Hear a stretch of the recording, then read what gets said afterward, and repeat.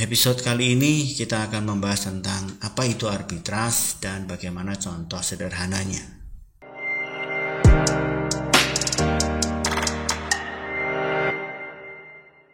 Sebenarnya apa sih arbitrase itu? Ini adalah keterangannya. Arbitrase itu adalah aksi jual beli aset yang sama di pasar yang berbeda dengan tujuan mengambil keuntungan karena adanya perbedaan harga. Nah, ini kan pasar biasa.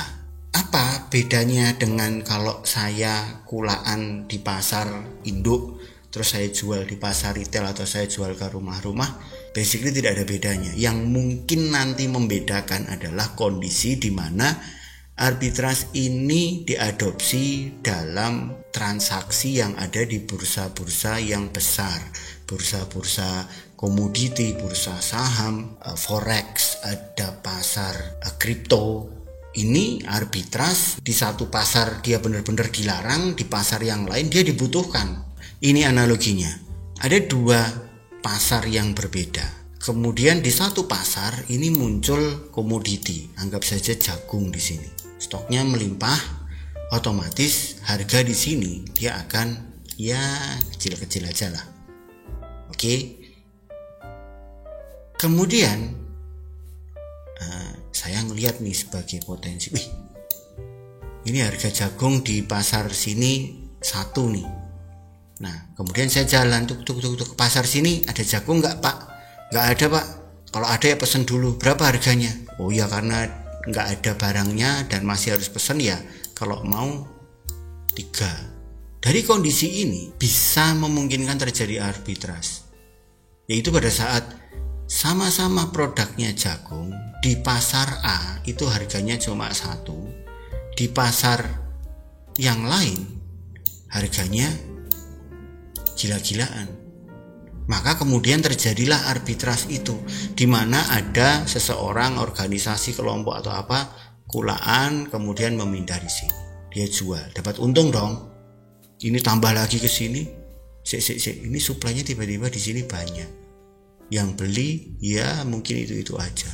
Sementara di sini orang udah tahu kalau beli jagung di sana aja lebih murah.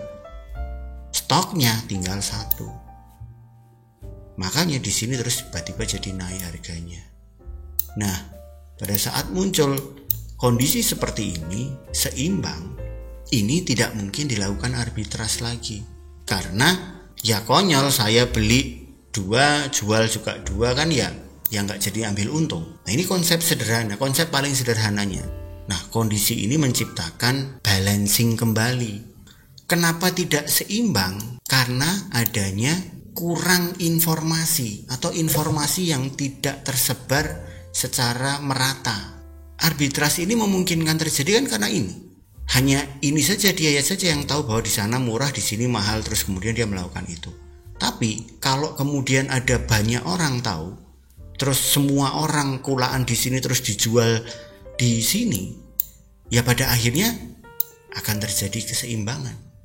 Awalnya arbitrase itu diperlukan sebagai penyeimbang, dan sampai hari ini beberapa tipe arbitrase itu masih sangat diperlukan, utamanya misalkan di pasar kripto. Di pasar kripto itu untuk beberapa kondisi di mana kripto yang itu berkategori stable coin atau koin yang pegged dengan dolar, dia kan harus selalu $1, satu koinnya $1.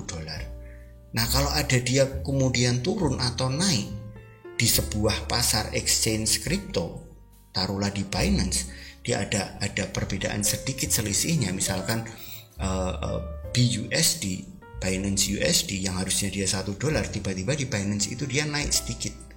Dan ini otomatis kan menjadi tidak ideal, karena idealnya BUSD ya harusnya tetap $1. Nah, ini dibutuhkan arbitrase. Bagaimana caranya di Binance itu dibanjiri BUSD lebih banyak dari yang saat ini ada, supaya harganya turun kembali menjadi peg $1. Diambilnya dari mana? Ya dari stok BUSD yang ada di exchange yang lain. Nah, ini memungkinkan terjadi, dan itu masih sangat diperlukan. Sementara untuk beberapa trading di konsep trading kayak forex leverage hampir tidak diperbolehkan, karena apapun bukan pasar bebas. Kalau kita masuk ke forex leverage itu adalah pasar tertutup. Kita hanya akan berdagang dengan satu market maker. Jadi konsep arbitrage itu menjadi dilarang karena ya kalau kita untung yang rugi bandarnya, market maker. Itu akan kita jelaskan di segmen yang lain atau di episode yang lain. Oke, jadi yang penting intinya teman-teman tahu bahwa arbitrage itu tidak ada bedanya dengan kita jualan.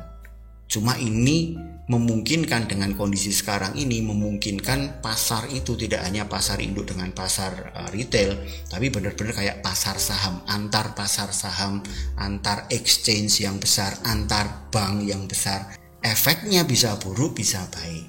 Oke, nanti akan kita lanjutkan yang lebih detail lagi dengan contoh-contoh yang konkret. Oke, see ya, bye-bye.